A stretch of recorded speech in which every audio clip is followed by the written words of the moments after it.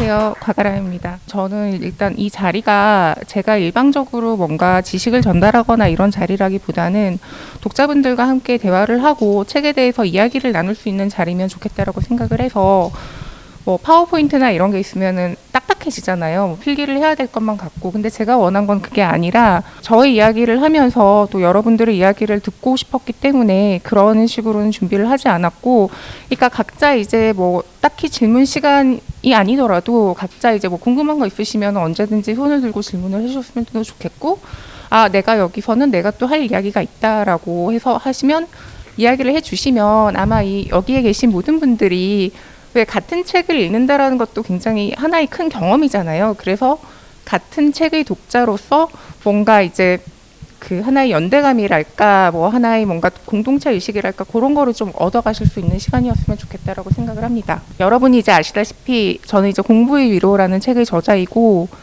이 책은 저의 그 8번째 책입니다. 일단 그 이 책의 이제 개요를 설명을 드리자면, 이제 많은 분들이 뭐 이 책을 보고 제가 리뷰들을 읽어보니까 아, 속았다. 공부 위로라고 해서 어떻게 하면은 공부에서 위로를 받을 수 있는지에 대해서, 혹은 어떻게 하면은 공부를 잘할 수 있는지에 대해서 굉장히 좀 쉽게 알려주는 책인 줄 알고 샀는데 내용을 보니까 그게 아니어서 뭐 실망했다 이런 분들도 좀 계시더라고요. 그러니까 자기계발서를 기대를 하셨는데 이제 자기계발서가 아니었다라는 그런 이야기이고, 제가 또 어떤 이야기를 또 들었냐면 이 또 띠지를 보고 속았다. 요즘 아니 물론 이제 제 얼굴이 이게 30살 때 얼굴이어가지고 10몇 년 그래가지고 속았다라는 분들도 계신데, 그러니까 띠지에 요즘 유행하는 말들은 다 갖다 붙여놨다라는 말씀을 하시더라고요. 일단 공부 요즘 되게 유행하잖아요. 그 코로나 이후로 되게 뭐 혼자 공부하는 사람 공부하는 것들 그 유행이어가지고 공부 유행하고, 위로 또 지금 코로나 시대 힐링 코드잖아요. 그거 있지. 거기다가 글 쓴다, 또 쓰기도 되게 유행하는데 그것도 있고, 직장인 뭐 이렇게 해서 이게 이제 인스타 이런 데서 해시태그로 찾으면 다 너무나 많이 나오는 말들이라는 거예요. 그래서 아, 이렇게 해도 안 살 건가? 라는 식으로 만든 책이다. 제가 그런 얘기도 들었는데 저의 의도는 아니었고 이건 출판사의 이제 의도였다라는 거를 이제 밝히고 네, 말씀드리자면, 이 책은 제가 그 대학교 때 50과목을 들었더라고요. 4년간 50과목을 들었는데 그 중에 이제 20과목을 골라서 그걸 들었던 걸 회상을 하면서 수업 내용은 물론이고 그 수업 시간의 어떤 분위기, 그때 느꼈던 감정, 그리고 대학생들만 느낄 수 있는 어떤 성장의 그런 기쁨 있잖아요. 그런 것들을 이야기하면서 그 수업이 지금의 나에게 뭘 가르쳐 주었고, 지금 이제 제가 20년 차의 회사원인데 그 20년 차의 회사원이 이 세상을 살아가는 데 있어서, 혹은 직장 생활을 해 나가는 데 있어서 어떤 힘과 어떤 그 뭐라고 해야 되나요? 그 세상에서 어떤 뭔가가 그 휘몰아쳐 올 때 거기에 맞서서 어떻게 견딜 수 있는 힘을 주었는가에 대한 그런 이야기라고 보시면 될 것 같아요. 그래서 그 20과목을 택한 이유는, 영업 비밀인데 한 20개 정도에서 30매씩 쓰면은 책 한 권이 되거든요. 그래서 보통 20매 30곡지를 쓰든지 아니면 30매 20곡지를 쓰든지, 보통 에세이를 쓰면 그런 식으로 하는데 제가 좀 말이 많은 편이어가지고 20매만으로는 모든 걸 다 담아낼 수 없고, 그래서 아, 그럼 30매씩 써볼까? 한 20과목 정도 소개를 하면 좋겠다라고 생각을 했고, 그 중에서도 뭔가 이제 저 혼자만 들었던 과목이 아니라 독자 여러분도 좀 들으셨을 것 같은 과목, 그런 것들을 고르고, 예를 들자면 뭐 심리학 개론이라든지 아니면은 뭐 중국어 뭐 그런 그 교양 과목들 있잖아요. 거기다 제가 이제 미술사 전공이고 고고학도 전공이기 때문에 미술사나 고고학이라는 분야가 또 많은 분들이 생각을 하실 때 교양이라고 느껴질 수 있을 것 같아가지고 그걸 또 고르고, 그리고 거기서 이제 안배를 한 거죠. 뭔가 이제 너무 이제 그 어학만 많으면 그것도 문제가 있을 것 같고, 너무 미술사만 또 많으면 그것도 문제가 있을 것 같고, 그래가지고 안배를 해가지고 그렇게 해가지고 구성이 된 책이고요. 그리고 이 책의 원래 원제는 공부의 위로가 아니라 제가 생각했던 제목은 교양 있는 여자였습니다. 그러니까 제가 교양 있는 여자라는 뜻은 물론 아니고요. 저는 약간 그게 일종의 약간 위트라고 생각을 했고, 뭔가 이제 나 교양 있는 여자야라고 말할 때의 어떤 그런 어떤 농담 같은 거라고 생각을 했는데, 근데 이제 출판사 편집부에서 너무 반대를 하시더라고요. 그 반대를 하는 가장 큰 이유가, 저희 지금 편집자도 와 계신데 우리 또래는 40대는 교양 있는 여자라고 하면은 그게 농담인 줄 안다. 그런데 젊은 편집자들한테 물어봤더니 창피하다고 얘기를 하더라. 그러니까 그 책을 그 지하철에서 들고 다니면 사람들이 표지를 보고 너무 뭔가 좀 뭐라고 손가락질을 할 것 같아서 민망하다고 얘기를 하더라고요. 그래서 저의 의도와는 달리 그 교양 있는 여자는 끝까지 안 된다고 하시길래 그러면 뭐라고 할까라고 물어봤더니 요즘 이제 공부라는 키워드가 유행을 하니까 공부가 들어갔으면 좋겠다. 그러면 여러 가지를 이제 만들어 보라고. 직접 또 지어주지는 않고 저한테 또 만들어 보라라는 미션을 주셔가지고 여러 개를 만들어 봤어요. 처음에 이제 공부의 쓸모가 어떻겠냐라고 얘기를 했더니 좋은데 이미 뭐 서울대 수석한 학생인가 하여튼 누가 썼대요. 그 책을 공부의 쓸모라는 책이 있어서 안 된다라고 얘기를 하고 그래서 여러 가지를 이제 고민을 하다가 어느 날 제가 이제 퇴근길에 버스를 타고 집에 가는데 그날따라 회사에서 야단도 맞고 뭐 하여튼 힘든 하루였는데 버스를 타고 이제 지나가면서 차창 밖을 내다보는데 지금 나에게 필요한 것은 아무래도 위로인 것 같다라는 생각이 들더라고요. 그래서 그 버스 안에서 이메일을 보냈어요. 공부의 위로가 어떻겠냐. 아무래도 지금 이 시대를 살아가는 우리한테 위로가 필요할 것 같고 공부라는 것도 어떤 위로를 줄 수 있을 것 같다라고 이메일을 보냈더니 공부의 위로가 좋겠다. 그렇게 하자라는 답이 와서 공부의 위로가 되었습니다. 그래서 사람들이 공부랑 위로를 같이 이제 놓은 것은 굉장히 처음 보는 일이다. 굉장히 좀 신선한 제목이다. 근데 어떻게 공부가 위로가 될 수 있을까 생각을 하면서 책을 읽었는데 어떤 측면에서는 공부도 앞으로의 나에게도 위로가 될 수 있을 것 같고 대학 시절을 돌아보면 과거의 나에게도 위로가 되고 있다라는 이런 말씀들을 굉장히 많이 하시더라고요. 그래서 그 얘기도 제가 많이 들었어요. 이 책의 타깃 독자는 누구인가라는 얘기를 많이 들었는데 사실 처음에 쓸 때 누구를 겨냥을 해야지라고 딱히 엄청나게 생각을 하고 쓴 책은 아니에요. 그리고 제가 쓸 때 굉장히 좀 중요하게 여겼던 거는 뭔가 좀 보편적으로 사람들이 좀 마음이 움직여지는 그런 이야기를 하고 싶었는데 어쨌든 쓰다 보니까 이 책을 이제 쓰는 과정에서 제가 예전에 배웠던 어떤 강의 노트 또는 이제 뭐 교재 이런 것들을 보면서 과거에 제가 어떤 감정으로 이 과목들을 선택했고 이 과목들을 들었는지가 생각이 나면서 결국은 저희 또래 혹은 저보다 조금 위, 조금 아래 분들이 대학을 졸업을 하고 이미 졸업을 하고 대학 생활이 추억 속에 남은 분들이 이 책을 읽으면서 자신의 대학 생활을 좀 돌아보면서 한 번밖에 없는 대학 생활이잖아요. 그래 어떤 그런 약간 찬란했던 청춘의 시기를 좀 같이 기억을 했으면 좋겠다라는 그런 생각을 했었는데 제가 의도를 엄청나게 한 건 아니지만 뭐 리뷰를 많이들 주시는 것을 보면은 그런 이제 생각들을 많이 하고 책을 읽어주신 것 같다라는 생각이 듭니다. 저는 예전부터 교양에 대한 책을 쓰고 싶다라고 생각을 했어요. 그러면 민음사랑 같이 하게 되면 이 주제로 하게 되면 굉장히 좋을 것 같다라는 생각을 해서 제가 생각하고 있던 바를 얘기를 했는데 편집자의 의견도 맞아 떨어지고 출판사에서도 오케이를 해서 그렇게 책을 쓰게 된 거죠. 그러니까 제가 생각했던 어떤 교양이라는 거는 그 추상명사로서의 교양이 아니라 그러니까 추상명사로서 교양이란 무엇인가라고 쓰면은 뭔가 좀 굉장히 어렵잖아요. 어렵고 손에 잡히지가 않을 것 같아서 제가 생각했던 교양이라는 거는 손에 잡히는 어떤 무언가로서의 교양이었고 그거를 그러면 어떻게 독자분들께 가장 잘 전달할 수 있을까라고 생각을 했었을 때 결국 저의 경험이라는 그런 생각을 하게 되었습니다.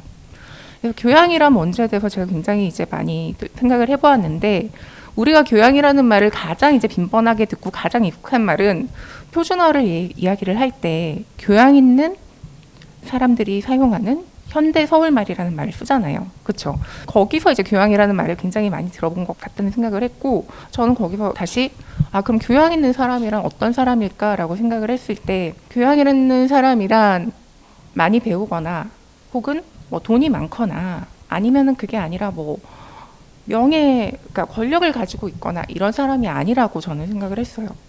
그러니까 어떤 사람을 일컬어 우리가 교양 있는 사람이라고 할 때는 그 사람이 많이 배웠다고 해서 교양 있는 사람이라고 하지는 않잖아요. 그렇죠?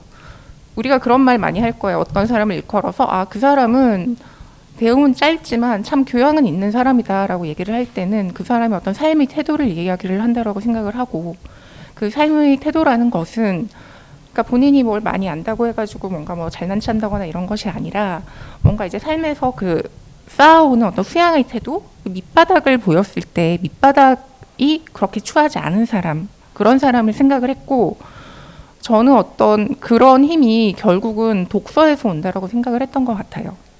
그래서 그 독서라는 것이 우리가 어떤 쓸모나 실용을 위한 독서가 아니라 왜 읽는 것만으로 충족되는 그런 독서가 있잖아요. 그렇죠. 그런 독서라는 것이 결국은 뭐 이게 그걸 그 독서를 해서 내가 뭐 좋은 학교를 가겠다든지 성적을 잘 받겠다든지 아니면은 뭐 회사에서 뭐 승진하는 데 도움이 된다든지 그런 것이 아니고 뭐 남한테 아는 걸 자랑한다든지 그런 게 아니라 그 읽는 행위만으로도 너무나 즐겁고 내가 너무나 많은 걸 깨달았고 이게 하나의 나에게 살아가는 이유의 버팀목이 되어줄 수 있다고 생각하는 그런 책 읽기가 결국은 저는 교양의 힘이라고 생각을 했고, 그러면 그런 책 읽기를 가장 이제 집중적으로 많이 한 곳이 어디였을까라고 생각을 했을 때 저는 그게 대학이라고 생각을 했던 거죠. 그러니까 대학의 많은 수업이라는 것들이 물론 우리가 실용적인 공부도 있겠죠. 공대에서 수업을 들으면 전공 수업도 굉장히 실용적이고 의대 뭐 공부라든지 이런 것들 뭐 법학이라든지 이런 건 굉장히 실용적이지만 어쨌든 간에 우리가 대학 시절에 교양 과목이라는 걸 다 배우잖아요. 필수적으로. 그 대학이라는 어떤 그 가장 이제 고등한 교육기관에서 이런 것들을 20살 남짓한 학생들에게 가르치고 필수로 요구하는 이유가 뭔가라고 생각을 해봤을 때 결국은 나중에 대학을 졸업하고 사회에 나갔을 때 그리고 그 이유를 살아갈 때 노년에 혹은 그 세월을 견디기 위한 힘을 길러주기 위한 거라고 저는 생각을 했습니다. 그래서 거기에 맞춰서 이제 책을 쓰게 되었고 주로 이제 교양 과목을 돌아보면서 수업 시간에 배운 것들이 나에게 어떤 힘을 주었나에 대해 가지고 생각을 해보게 된 거죠. 결국은 근데 제가 책을 쓰면서 생각을 해봤더니 그 과목 자체의 어떤 성격도 있겠지만 어떤 선생님들로부터 그런 수업을 들었는지가 굉장히 많은 좌우를 했더라고요. 그러니까 물론 이제 저도 학교에 다닐 때 보면은 뭐 교수들은 뭐 공부는 열심히 안 하고 뭐 아는 척만 하고 숙제도 너무 뭐 힘든 것만 내주고 아니면 또 너무 대충 수업을 하고 이런 생각을 했는데, 물론 여기 저보다 훨씬 더 학교를 졸업한 지 오래된 분들도 계시겠지만 제가 이제 대학을 졸업한 지가 20년이 넘었는데 지금 생각을 해보면 많은 수의 선생님들은 그 대학에 온 그 20살 남짓한 학생들을 진심으로 어떻게든 잘 가르쳐 보겠다고 굉장히 그 따뜻한 마음을 가지고 있었고, 그런 노력하에 진심으로 어쨌든 선생이 되겠다라고 결심한 사람들이니까 노력을 했다라는 것을 깨닫게 되더라고요. 그래서 제가 기억에 남는 선생님과 제가 기억에 남았던 과목들 그런 것 위주로 이제 책을 구성을 하게 되었어요. 그래서 이 책이 처음에는 1학년, 2학년, 3학년, 4학년 이런 식으로 구성이 되잖아요. 저는 사실 처음에 제가 쓰기가 편하려고 1학년 때 들었던 과목 중에 생각나는 거, 2학년 때 뭐 3학년 때 이런 식으로 그 순서로 글을 써서 출판사에 넘겼는데 이 순서대로 사실 목차가 이루어질 거라고는 생각을 하지 못했습니다. 왜냐하면 보통 이제 이런 에세이 같은 경우는 소설은 물론 그 작가가 처음부터 끝까지 스토리가 있으니까 서사가 있어야 되지만 에세이 같은 경우는 여러 꼭지를 보내면 그 중에서 이제 편집자가 나름 구성을 하거든요. 뭐 제일 재밌는 걸 앞에 넣는다든지 아니면 뭐 순차적으로 해가지고 가운데 뭐 더 재밌는 거를 가운데 넣는다든지 뭐 마지막에 넣는다든지 이런 식으로 구성을 하는데, 이번 책의 경우는 어쩌다 보니까 제가 이제 써보낸 대로, 그러니까 제가 이 책을 쓰면서 저희 1학년 때부터 4학년 때까지 대학 생활을 다시 짚어가면서 하나의 여행을 했는데 그 여행의 어떤 그 결이라는 게 있었던 것 같아요. 그래서 저 이제 편집자도 그 결을 그대로 살리는 게 좋겠다. 그래서 순서대로 이제 들어가서 독자분들이 1학년 과가람과 함께 이제 대학에 입학을 해서 고고학 입문 수업을 듣고, 그래서 정말 첫 꼭지가 고고학 입문인데 첫 꼭지가 미술사 입문인데 아무것도 모르는 이제 그 대학 그 고등학생이 이제 대학에 입학해서 획기라는 것이 무엇인지 아느냐에 대한 한자로 그걸 칠판에 써서 교수의 질문을 받고 대답을 하지 못했기 때문에 계속 획기에 대해서 생각을 하게 되는 거죠. 획기라는 것이 어떤 한 시기와 다른 시기를 획을 그을 만큼 굉장히 구분을 해가는 어떤 시기인데,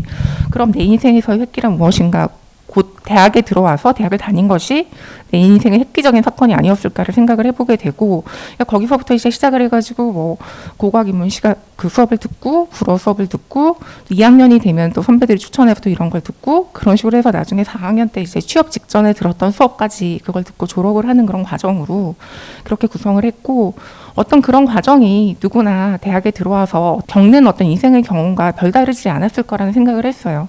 대부분 1학년 때 이제 멋모르고 들어와서 헤매다가 2학년 되면은 조금 이제 자기 어떤 주관을 가지고 수업도 듣고 뭐 인생에 대해서 생각을 하게 되고 3학년 때부터는 취업 고민을 하게 되고 4학년 때 또 취업 준비에 굉장히 몰두를 하다가 이제 뭔가 본인은 원하지도 않는데 졸업을 하라고 하니까 사회로 어떤 튕겨져 나가는 것 같은 그런 느낌으로 사회로 나가게 되잖아요. 그거는 20년 전의 저뿐만이 아니라 20년 후의 대학생들도 마찬가지라고 생각을 했고 그 전에 대학을 졸업하신 분들도 마찬가지로 생각을 했기 때문에 그런 식으로 구성을 하게 되었습니다. 그래서 이제 아까 이제 말씀드린 것처럼 제가 이 책에서 생각을 했던 것은 그 교양이란 무엇인가에 대해서 생각을 했고 왜 책을 읽는가에 대해서 이제 또 생각을 했던 거죠. 제가 이 책에서도 이야기를 하였지만 저는 어쨌든 간에 그 책을 읽는다라는 것은 타인의 삶을 경험하게 되는 것이잖아요. 근데 그 타인의 삶을 경험하게 되는 것이 우리가 꼭 본받아야만 할 사람의 삶만 경험하게 되는 것이 아니잖아요. 책에는 예를 들자면 굉장히 이제 나쁜 사람들도 나오고 왜 저렇게 살 수밖에 없는가라고 생각하는 정말 그 소위 말하는 찌질한 사람들도 나오고 그리고 굉장히 훌륭한 인격자도 나오잖아요. 근데 그 이제 삶들을 통해서 저는 책에 이제 우리가 교양이라는 것은 더 비정한 세계와 덜 비정한 세계를 상상하게 하고 그 세계에 언제든지 틈입해 갈 수 있는 그런 이제 힘을 주는 것이 교양이라고 그렇게 썼는데 그것과 마찬가지로 어떤 다른 삶을 통해서 그러면 저 나쁜 사람은 왜 저렇게 행동을 하는 걸까? 저 사람을 우리가 이해할 수 있을까? 이해는 어디까지 할 수 있을까?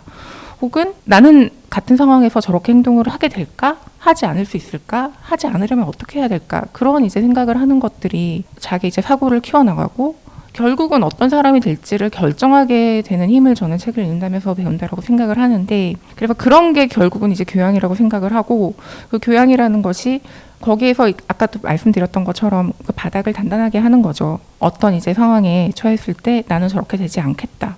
혹은 나는 저렇게 하겠지만 저기까지는 가지 않겠다. 아니면 혹은 나는 저런 사람들을 이해를 할 수 있겠다. 이제 그런 태도를 가지고 힘을 키우는 거라고 생각을 하고요. 그래서 그런 이야기를 하고 싶어서 이 책을 쓰게 되었어요. 그래서 여러분들이 보시는 것처럼 이 책에 굉장히 많은 이제 그 과목들에서 책을 읽은 이야기들을 많이 하고 있고 제가 그 수업을 들으면서 책을 많이 읽을 수 있었던 그 과목 위주로 구성을 해서 예를 들자면 이제 독일 명작의 이해라든가 이런 걸 하면서 괴테의 이야기를 하고 괴테가 이제 그때 그 파우스트에서 자기 어떤 그 중심 주제로 삼았던 인간은 그 노력하는 한 방황한다라는 그런 말 있잖아요. 우리는 투쟁을 하고 있기 때문에 헤매고 있다라는 그런 이야기를 어떤 삶의 모토로 삼을 수 있었던 학생들과 그걸 가르쳐 주신 선생님과 그걸 또 따라서 살아왔던 저의 이야기를 하고 그래서 우리가 결국은 그 어떤 이제 목표를 향해서 나아가지만 거기서 그 목표를 향해서 반드시 도달하지 않아도 상관이 없다라는 그런 위로 우리가 이제 살아가면서 굉장히 어떤 목표를 설정을 하고 거기까지 가야지만 뭔가 인생을 잘 살았다라고 말하는 것 같지만 인간은 그렇게 완전한 존재가 아니고 거기 가는 동안 헤매고 있고 그 헤매는 것만으로 충분하다라고 이제 말을 해줄 수 있는 그런 위로를 전하고 싶었던 것 같아요. 그래서 결과적으로 제목이 공부의 위로가 되지 않았나라고도 생각을 하게 되는데 또 하나를 이야기를 하자면 인문학이란 무엇인가에 대한 이야기를 하고 싶었습니다. 저는 이제 인문대를 졸업을 했는데 인문대를 제가 갈 때만 해도 지금도 아마 또 그렇겠지만 가서 이제 굶어 죽는다. 졸업하고 뭘 할 거냐. 인문학은 밥을 먹여주지 않는다. 이제 굉장히 현실적인 이야기고 저도 거기에 대해서는 굉장히 수긍을 하고 제가 만약에 부모이고 자녀가 있다면 저도 이제 그런 길을 감히 권하지는 못할 것 같아요. 뭔가 확실한 진로를 권해주고 싶고 졸업을 해서 뭔가 이제 좀 더 좀 편안하게 자식이 살아가기를 바라겠죠. 그게 어른들의 마음인데 어쨌든 이제 저는 인문대를 가고 인문대를 졸업을 했는데 언젠가부터 굉장히 이제 인문학이라는 게 뜨기 시작을 하더라고요. 근데 저는 이제 그래서 굉장히 많은 인문학 강좌들이 이제 열리고 그런 걸 보면서 저는 한 가지 또 의문을 가졌어요. 사람들이 좀 인문학을 굉장히 좀 실용의 관점에서 좀 대하고 있는 게 아닌가라는 그런 생각이 좀 들더라고요. 그러니까 뭔가 뭐 어떤 예를 들자면은 그 실리콘밸리의 어떤 뭐 CEO 성공한 CEO 얘기를 하면서 이 사람이 뭐 성공한 거는 인문학의 힘이다 이런 식으로 얘기를 하면은 그건 결국은 하나의 인문학을 자기 개발의 어떤 도구로 보는 거잖아요. 그건 결국 쓸모와 실용이 나쁘다는 게 아니라 저는 사실은 인문학의 힘은 그게 아니라고 생각을 했거든요. 그래서 인문학의 힘이라는 것은 제가 이제 책에도 썼듯이 그것이 무용하다는 거를 알고 있지만 쓸모가 없다는 걸 알고 있지만 그럼에도 불구하고 그걸 하도록 만드는 게 인문학의 힘이라고 생각을 해요. 그래서 예를 들자면 제가 라틴어 수업을 들었는데 라틴어 수업을 들었을 때 그 강의실에 있는 사람들이 그걸 나중에 뭐 졸업을 하거나 아니면 본인들이 그 대학원에 가거나 해서 그게 쓸모가 있다고 생각을 하는 사람들이 별로 없었단 말이죠.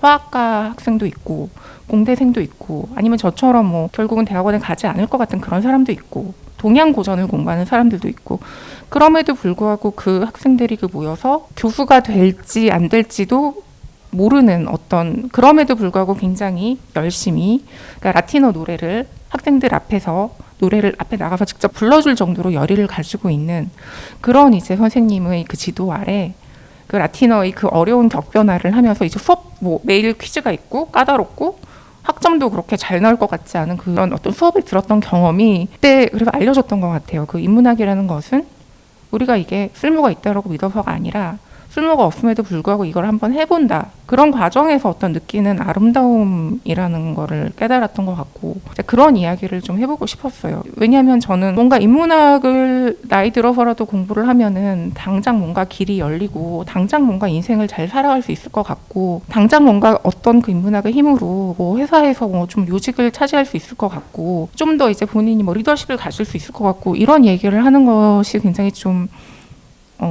불편함을 느꼈었기 때문에 그거는 아닌 것 같고 좀 길게 보고 본인이 그냥 어떤 그 쓸모없는 존재처럼 느껴질 때 자신이 그렇게 쓸모없는 존재처럼 느껴지더라도 자신이 그렇게 비참하지 않을 수 있는 어떤 힘 그리고 본인이 뭔가 좀 무용해 보이는 일들을 할 때가 있잖아요. 뭐 예를 들자면 제가 계속 회사 얘기를 하는 거 제가 회사원이라서 그런데 뭐 회사에서 뭐 어떤 일을 하는데 뭐 성과가 안 나온다든가 뭐 그래서 이제 회사에서 굉장히 이제 너 되게 좀 우리 회사에서 쓸모없는 사람이다 뭐 이런 이야기를 듣고 왔었을 때 집에 와서도 뭐 내가 쓸모있는 사람이 되어야지 이렇게 노력을 하는 것이 아니라 그때 어떤 자기 자신을 좀 위로할 수 있는 그런 힘을 좀 키울 수 있지 않을까라는 그런 생각을 했었고 제 책을 읽은 분들이 좀 위안 그런 좀 힘을 좀 가질 수 있었으면 좋겠다라고 생각을 하고 그런 이야기들을 썼습니다. 예를 들자면 이제 라틴어 수업이라든지 뭐 아니면 뭐 인도미술사 이야기도 제가 썼는데 인도미술사라는 수업도 제가 생각을 할 때는 내가 영국의 귀족학교 학생도 아니고 대체 왜 인도미술사라는 그런 인도만 해도 그렇게 가까운 나라가 아닌데 물론 뭐 여행을 떠나는 분들도 많이 계시지만 철학이 아니라 미술사라는 거는 굉장히 좀 멀어 보이는 학문인데 왜 그런 것들을 들었어야 했고 결국은 그 과목은 나한테 뭐였나라고 이제 뒤에 생각을 해볼 때는 인도미술사의 가장 큰 쓸모는 무용해 보이는 것에 있었다라는 그런 깨달음을 가지게 되었고 그래서 그런 이야기를 되게 하고 싶었고요. 그리고 이제 그 의외로 많은 분들이 재밌어 하면서 이건 좀 신선한 이야기인 것 같다고 이제 공감을 하시는 게 저는 이게 그런 반응을 얻을 줄은 솔직히 몰랐는데 그 암기에 대한 얘기를 제가 책에 썼는데 거기에 이제 굉장히들 많이 좀 공감을 하시더라고요. 저는 사실 주입식 교육을 받으면서도 그 주입식 교육을 비판하는 분위기에서 학창 시절을 보냈고 뭐 그 이후에도 주입식 교육은 나쁜 것이고 그것이 이제 창의성을 말살한다라는 그런 어떤 이야기가 담론이 굉장히 좀 진리인 것처럼 그런 느껴지는 그 사회에서 살아왔나 아마 여러분들도 그랬을 거라고 생각을 해요. 근데 이것도 이제 제가 이제 나이가 들었다라고 말씀드리면 이제 저보다 연배가 많으신 분들이 계셔가지고 그런 말씀을 드리기가 조심스러운데 어느 순간에 한 대학을 졸업하고 20년 이후에 생각을 해봤더니 결국은 암기라는 게 굉장히 중요하다라는 거를 깨닫게 되더라고요. 그러니까는 어릴 때는 이제 멋모르고 외우라고 했더니 외웠지만 어떤 그 외웠던 그것이 이게 이런 이야기구나 하고 찾아오는 순간이 있는 것 같아요. 그러니까 많이들 경험을 하셨을 거예요. 내가 책을 만약에 나이가 좀 들어서 읽다가 그걸 읽다 볼 때 예전에 내가 외웠던 어떤 개념이랄까 뭐 이런 것들이 이게 이렇기 때문에 필요했구나라고 이렇게 이제 찾아오는 경험을 굉장히 많이 했었고 그때 이제 돌아보면은 뭐 예를 들자면은 미술사 입문 수업을 들을 때 그 시험을 보기 위해서 슬라이드를 한 뭐 100개씩 외웠던 것 그때는 이제 너무나 짜증이 나고 너무나 힘들고 그랬지만 그런 것들이 이제 무슨 의미가 있었을까를 생각을 해보면은 결국은 그때 내가 시대를 한 표상하는 이미지를 내 안에 가지게 되었고 그래서 이제 어떤 이미지를 보든지 거기에 대해서 내가 굉장히 조금 남들보다는 조금 더 친숙하고 조금 더 이제 생각을 많이 해보게 되고 조금 더 이제 연관성을 여러 가지 연관성을 많이 생각해 볼 수 있는 사람이 되었다라고 그렇게 생각을 하게 되었고 그래서 그 얘기를 좀 되게 조심스러워하면서도 한번 얘기를 해보고 싶었어요. 그 우리가 말하는 어떤 창의성이라고 생각을 할 때 아무것도 없는 가운데 굉장히 어떤 그 외우기나 주입식 교육이 없이 굉장히 이미지로 하나 말하자면 달려가지고 도움닫기를 해가지고 확 날아오르는 것 같은 그런 이미지가 있잖아요.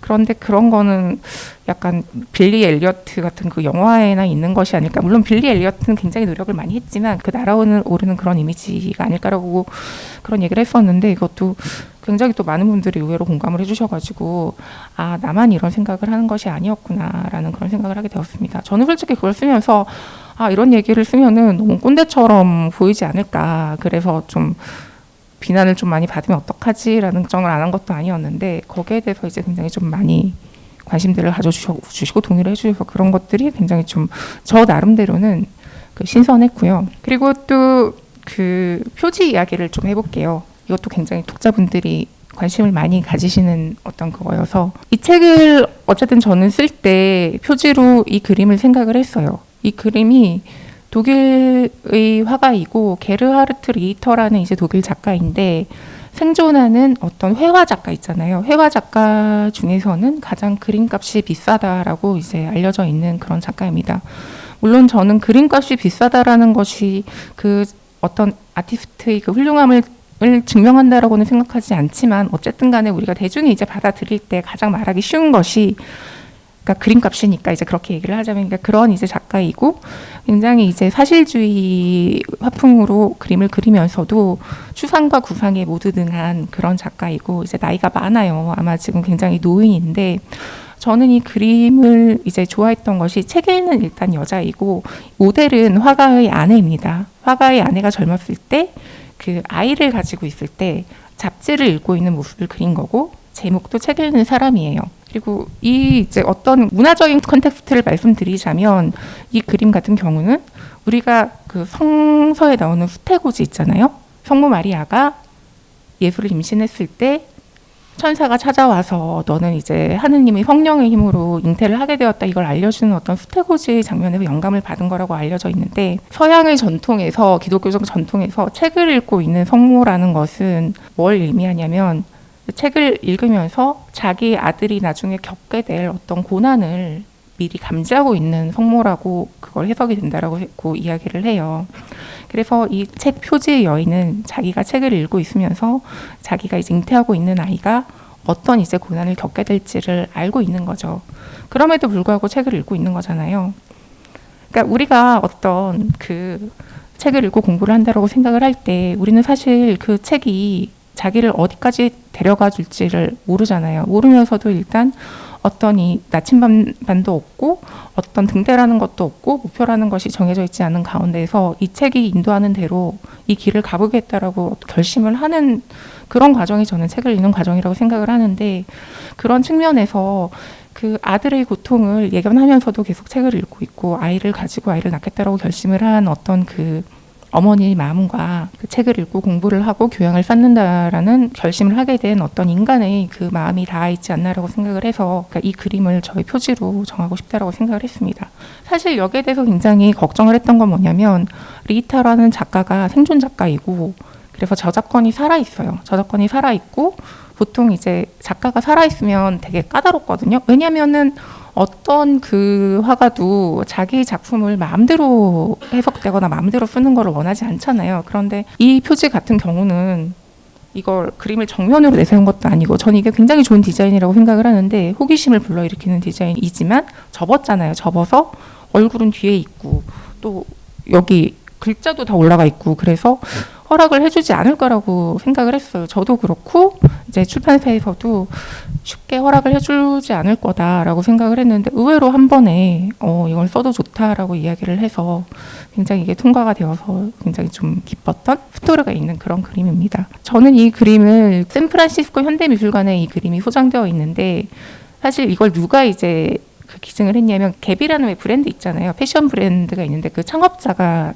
그 기증을 한 그런 작품이에요. 미술관에 기증을 한 작품이고 단지 이 그림이 보고 싶다라는 이유만으로 이 미술관에 가서 그림을 본 적이 있고 그림 앞에서 한참 서 있다가 그 사진을 찍어갖고 집에도 이제 한날로 가지고 있는 그런 그림인데 그래서 이 그림을 이제 표지로 하게 되어 굉장히 기뻤고 독자 여러분들도 그 책을 보실 때마다 어떤 그 이 리히터라는 화가가 가지고 있는 그 리얼리티에 대한 힘 그리고 그 화가가 가지고 있는 안에 대한 기억 또는 어떤 수태고지와 이어지는 어떤 그런 접점 그래서 어떤 문화사적으로 우리가 이 그림을 읽어갈 수 있는 것 그리고 한 발 더 나아가서 책 읽기란 과연 무엇인가라는 것에 대한 어떤 생각을 할 수 있었으면 좋겠다라고 생각을 해서 그림을 표지로 정했고 그 이야기는 제가 북토크에서 꼭 해야겠다라고 생각을 해서 여러분들께 들려드립니다. 그리고 이 책에서 이제 굉장히 이제 많은 선생님들로부터 수업을 들은 이야기를 이제 썼는데 또 많은 분들에게 제가 들은 질문이 시인 황동규 선생님만 실명으로 표시를 하고 다른 사람들은 다 이니셜로 표시를 했냐라는 그런 질문을 많이 들었는데 저는 제가 어떤 이 책을 씀으로써 혹여나 이제 제가 주의를 많이 하겠지만 어떤 과정에서 본인이 그 책 쓰기 대상이 되었을 때 책에 나오는 등장인물이 되었을 때 불쾌감을 느끼시거나 좀 당황해질 수도 있잖아요. 그런 무를 끼치고 싶지 않았고 그래서 이제 제가 이제 조심을 한다라는 그런 것도 있었고 저는 이게 어느 대학의 이야기를 읽히기보다는 굉장히 좀 뭔가 보편적인 대학의 이야기로 읽히고 꼭 대학이 아니더라도 보편적인 배움의 장의 이야기로 읽히기를 바랐기 때문에 굳이 이제 이름을 넣지를 않았어요. 또 이제 독자분들이 물어보더라고요. 그러면은 황동규 씨는 왜 등장을 하느냐? 그래서 대답을 했죠. 아, 이분은 공인이다.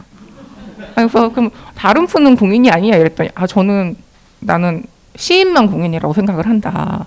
네, 저는 그렇게 생각을 했어요. 그 문학이라는 데 대해서 저는 굉장히 좀 물론 이제 동의하지 않는 분들도 계시겠지만 저는 이제 문학을 좋아하고 문학이라는 것에 대해서 굉장히 이제 가치 부여를 하고 그래서 시를 쓰거나 소설을 쓰거나 희곡을 쓰거나 이런 분들은 굉장히 뭔가 그 중요하고 의미가 있고 이런 사람들을 생각을 하고 이제 그분은 그래서 공인이기 때문에 저는 밝혀도 된다라고 생각을 했고 그런 이야기가 또 웬만한 분들이 황동규라는 시인은 다 많이들 아시잖아요. 즐거운 편지라는 이제 시를 쓰고 그런 분들이고 해서 그게 좀 더 일단 제가 글을 쓸 때 어떤 그 독자의 호기심이랄까 아니면 상상력이랄까 그런 이야기에 대한 설득력을 또 준다라고 생각을 해서 그렇게 쓰게 된 거고요.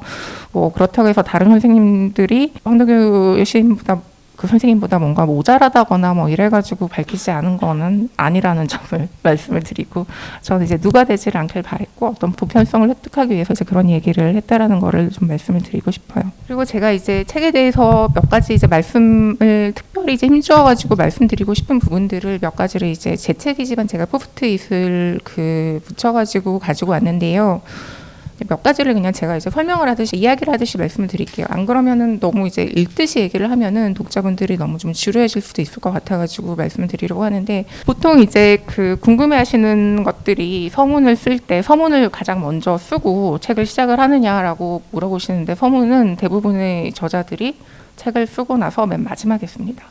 왜냐하면은 본인도 책이 완성이 될 때까지는 이 책이 어떤 방향으로 흘러갈지를 잘 모르기 때문에 책을 이제 다 읽고 나서 뭐라 그래야 되죠? 그 뭔가를 이제 다 펼쳐놓고 이 보자기로 하나를 모으듯이 모아서 하나의 매듭을 짓는다라는 그런 이제 생각을 하면서 서문을 쓰는데 그래서 제가 이 책을 쓰면서 그쪽에 이제 서문에 있듯이 그러니까 뇌가 아직 유연하고 젊음의 가소성이 최고치에 다다라 공부가 쉬이 삶의 태도를 바꿀 수 있었던 시절에 공부가 남긴 흔적에 대한 이야기를 하고 싶었다라고 이야기를 했고 그리고 대학 시절의 공부는 오히려 잊히는 과정에서 정신에 깊은 자국을 남기고 거기에서 졸업 후 이어질 고단한 밥벌이의 나날에 자그마한 위로가 될 싹이 움튼다.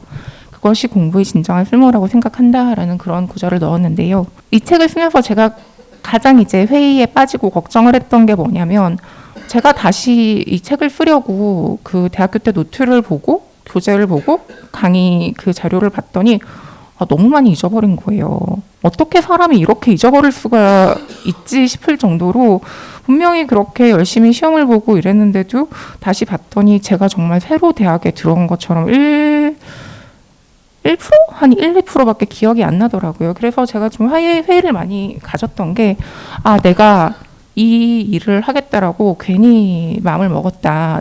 나도 이제 굉장히 많이 잊어버린 부분인데 이걸 내가 과연 사람들한테 글을 써서 전달할 수 있는 것들이 뭐가 있을까라는 그런 고민에 빠져 있었는데, 그런 이야기를 할 때마다 이제 지금 가신 것 같은 편집자 분이 이제 그 저에게 용기를 주셨던 게, 공부라는 거는 원래 잊어버리라고 하는 거다. 그걸 다 기억을 하고 있다라고 해서 의미가 있는 것이 아니고, 잊어버리고 그 가운데서 한 가지를 얻는 거, 그거 하나를 위해서 공부를 하는 거라고. 그렇기 때문에 너의 이야기가 어떤 보편성을 가질 수 있고 독자들도 거기에 대해서 얻는 바가 많을 거라고 그런 이야기를 했는데, 그래서 그런 마음에서 이 책을 쓰게 되었고, 그 점을 이제 밝히고 싶었어요. 또한 저는 이제 의문을 가지고 있었죠. 또 대학 입학 성공기를 다룬 책은 많고, 그리고 해외 대학에서 뭐 유학을 가가지고 예를 들자면 뭐 나의 뭐 하버드 뭐 수강 일기 뭐 이런 책들은 굉장히 많은데, 왜 국내 대학에서 그러니까 입학하기까지 이야기가 아니라 입학을 해서 졸업을 하기까지 이야기는 없는 걸까라는 그런 생각을 하게 되었고, 분명히 우리가 굳이 이제 뭐 아이비리그라든지 뭐 이런 곳에 가서 공부를 하지 않더라도 누구나 대학 생활에서 느끼는 점도 있고 배우는 점이 많을 텐데, 이런 이야기가 없다라는 것이 굉장히 좀 안타깝다라고 생각을 해서, 그럼 내가 한번 써보자라고 이제 겁 없이 이제 생각을 하고 쓰게 되었어요. 그리고 또 한 가지 말씀을 드리자면, 또 독자분들이 굉장히 재미있어 하시는 포인트 중에 하나가 고고학이라는 수업이었던 것 같아요. 고고학이라는 수업에 대해서 다들 이제 많은 이제 환상을 가지고 계시고, 인디아나 존스라든지 아니면 좀 더 이제 젊은 분들은 그 마스터 키튼이라는 왜 그 만화 있잖아요. 그 만화 때문에 굉장히 많은 이제 호기심과 그런 건 가지고 계시는데, 이걸 아마 실제로 이제 대학에서 배우는 거는 이제 못 보셨던 것 같아요. 근데 저는 이제 이 고고학에 대해 인문에 대한 이야기를 하면서 이 이야기를 어떻게 하면은 좀 그런 어떤 약간의 교양을, 그러니까 지식을, 그거에 대한 지식을 조금 갖출 수 있으면서도 이게 좀 더 그 자기에게 와닿도록 좀 부드럽게 좀 설명을 할 수 있을까라는 고민을 많이 했는데, 저는 이제 결국은 그거라고 생각했어요. 고고학은 층위에 대한 이야기라는 생각을 했고, 제가 짧지만 어쨌든 간에 한 1년 정도 박물관에 나가면서 또는 이제 발굴장에 가면서 땅을 파면서 그 유구라고 얘기를 하죠. 그 유적의 유구의 지층을 보면서 생각을 했던 것은, 결국 어떤 기억에도 이게 전부 다 사람들이 살아온 기억의 결과물이고, 그 기억에는 굉장히 많은 층위가 있고 그 층위에 따라 다른 이야기들이 있다라는 그런 생각이었기 때문에 층위에 대한 이야기를 하면 좋겠다라고 생각을 했습니다.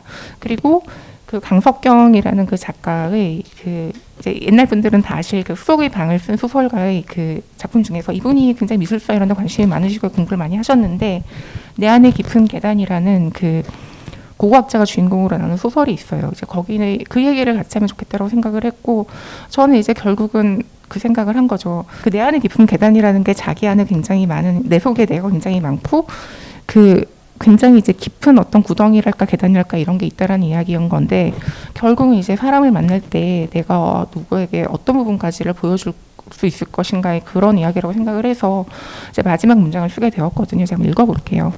사람을 사귈 때면 항상 마음속 지층을 가늠해 본다. 이 사람은 어떤 층위까지 내게 보여줄 것이며, 나는 내 안에 어떤 층위까지 그를 허용하고 인도할 것인지 궁금해진다. 층위마다 차곡차곡 고인 슬픔과 눈물과 어두움과 절망과 상처와 고통, 기쁨과 웃음과 약간의 빛의 흔적.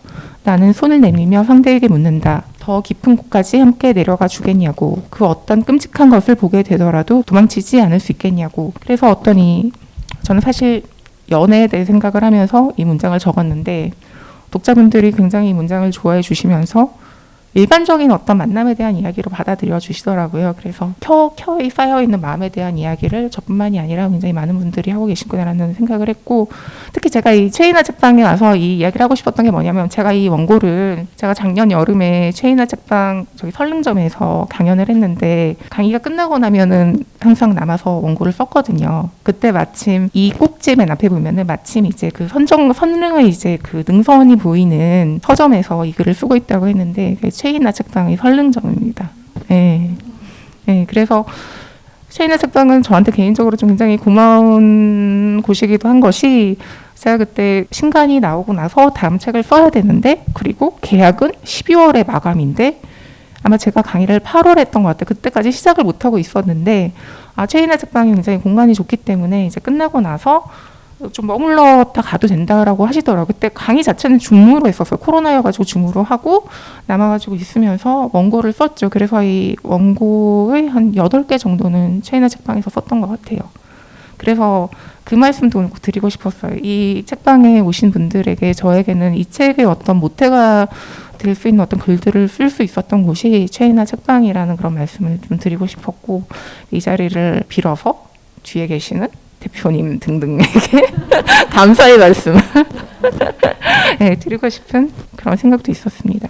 이 책을 쓰면서 너무 문과 얘기만 많으니까 이과 쪽 과목을 좀 하나를 소개를 해야겠다라고 생각을 했었어요. 근데 대학교 때 그 문과생들도 졸업을 하기 위해서는 필수 요건이 이과 쪽 과목을 하나 듣는 거였거든요. 물론 이제 수학을 잘하는 친구들은 수학의 세계 이런 과목을 들었지만 저는 그 좀 편하게 아니 그런 게 아니고 좀 제가 좀 자신 있는 걸 해보려고 그나마 그 중에서도 낫겠다 싶은 게 과학사 개론이어가지고 과학사 수업을 들었었거든요, 계절학기로.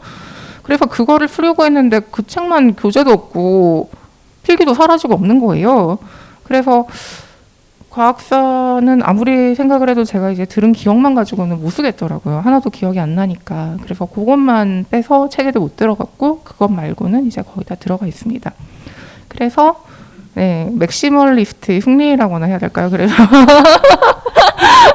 아니 저 진짜 약간 다 미니멀리즘이 굉장히 좀 중요시 여겨지고 저 같은 사람이 굉장히 비난을 받고 있잖아요. 뭐 곤도 마리에 뭐 설레지 않으면 버려라 이런 넷플릭스 프로그램부터 해서 좀 그런 세상에서 뭔가 좀 항변을 하고 싶은 마음이 있는데 제 덕에 많은 맥시멀리스트들이 좀 위안을 받으시고 쓸모가 있다라는 생각을 하셨으면 좋겠고, 그래서 그렇게 되었고, 그 책의 구성에 대해서 아까 말씀드렸듯이 그런 이제 과목 안배를 하다 보니까 그러면 인문학에만 너무 치우치는 것도 좋지도 않을 것 같고 뭐 좀 지루할 수도 있을 것 같아서 또 법대 과목 들으면서 뭐 씨뿔 받았던 이 얘기를 또 썼더니 또 어떤 독자분들은 그게 또 제일 재밌었다라고 또 말씀하시더라고요. 네, 정말 이제 아픔이 느껴진다면 다른 과목들도 학점이 안 좋은 과목들이 물론 많죠. 그런데 대표적으로 집어넣고 이제 그렇게 해서 구성을 하게 된 거예요. 감사합니다.